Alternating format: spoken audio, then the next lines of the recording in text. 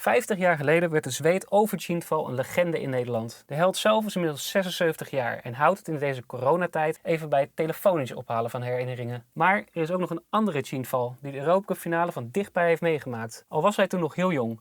Niklas Kindvall, de zoon van Ove, was destijds 3 jaar oud en schopte het later zelf ook nog tot Zweeds international. Bij hem thuis in Stockholm herbeleefden we de finale.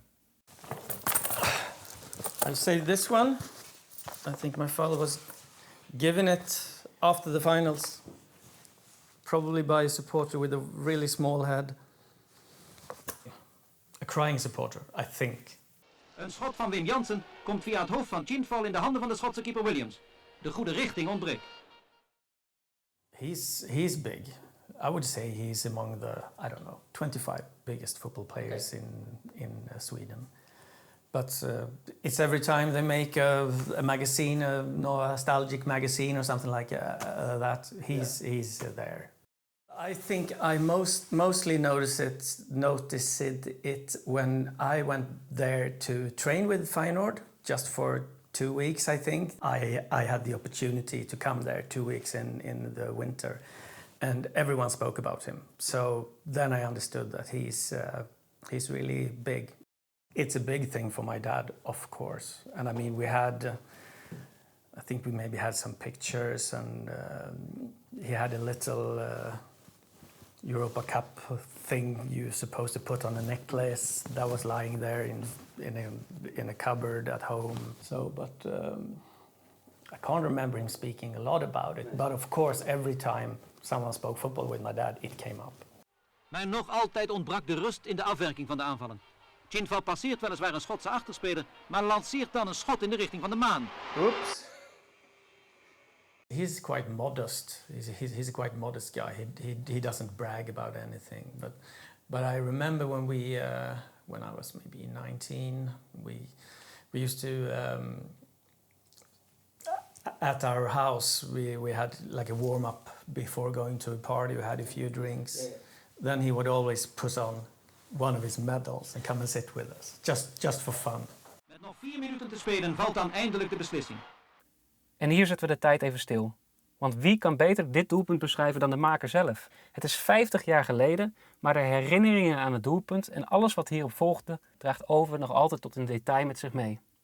Ja hoor, zonder meer.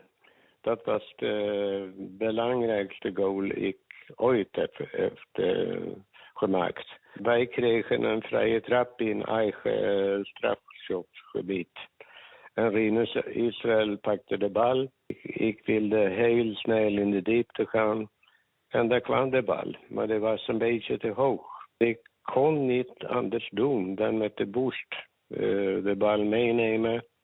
En dan laten hem stuiten. En dan proberen. Omdat ik zag ook dat de keeper kwam daaruit. En met 2 handen. Met de teen schopte ik hem over zijn armen. En in de eerste hoek, in de eerste kruis. Dat was niet de bedoeling. Ik had een beetje geluk. En dat moet je hebben als je scoort. Een beetje geluk, maar de belangrijkste goal wat ik ooit heb gemaakt voor Feyenoord. Alle spelers van Feyenoord komen natuurlijk naar mij toe. En Henk Weer nam mij op de schouders, weet ik nog. En ja, dat was gewoon geweldig. De hele ploeg wordt geïnviteerd door de burgemeester en weet ik veel. En 20.000 zoiets mensen in het centrum van Rotterdam. En wij stonden op het balkon en alle de supporters. Nou, dat vergeet ik nooit. Dat was de mooiste. Ja, dat was te gek. Bring home the cup. Does it make you proud when you see Of course, yeah. I think he's really proud also. Every year when they are broadcasting the Champions League final, they usually give images from earlier seasons, and the goal is always there. Ove Kindvall heeft het dan toch gedaan. Feyenoord heeft de Europa Cup gewonnen.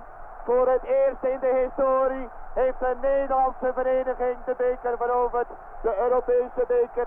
Een geweldige prestatie. Oh, wat een feest, wat een feest. En wat zal het vanavond nog doorknallen.